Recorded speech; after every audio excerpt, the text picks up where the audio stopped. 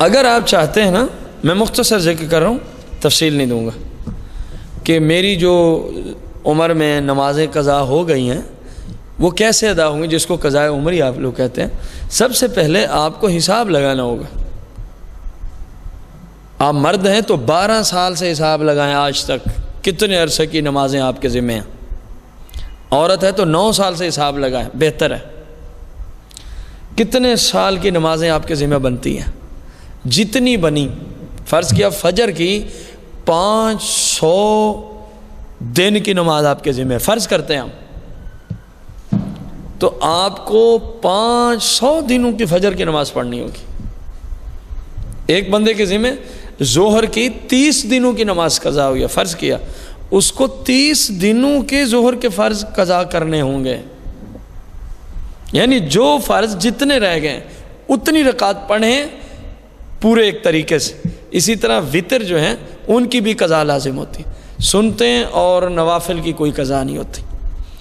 مختصر سا طریقہ یہ ہے، جب بھی قضا کرنے لگیں حساب لگانے کے بعد قضاء عمری کا، فرض کیا فجر کی پڑھنے لگیں تو آپ عرض کریں یا اللہ میری جو سب سے پہلی فجر کی نماز قضا ہو گئی تھی میں وہ پڑھنے لگا ہوں یا لگی ہوں. پھر اس کے بعد جو آپ نے فجر کی قضا کرنی ہے، یا اللہ جو اس کے بعد قضا ہو گئی تھی، یا اللہ جو اس کے بعد، اللہ حاصل قیاس، ہر نماز میں یہی نیت آپ کو کرنی ہوگی.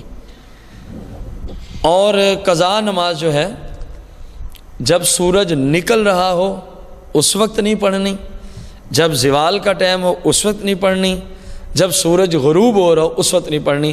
باقی 24 گھنٹوں میں جب جس وقت آپ چاہیں قضا نماز ادا کرنے کی اسلام نے آپ کو اجازت عطا فرمائی ہے.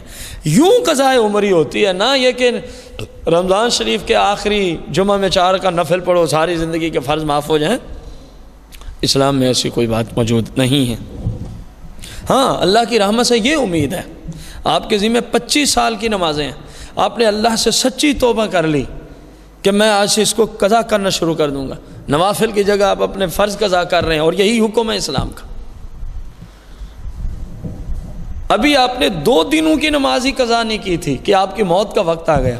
اللہ سے امید ہے کیونکہ اللہ آپ کی نیت اور دل کے ارادے کو جانتا ہے. آپ نے نیت کر لی تھی میں اب اس کو قضا کروں گا، زندگی نے وفا نہ کی، موت آ گئی، انشاءاللہ میرا رب آپ کو معاف فرما دے گا. یہ ایک اور بات ہے، اس کے فضل و کرم کی بات.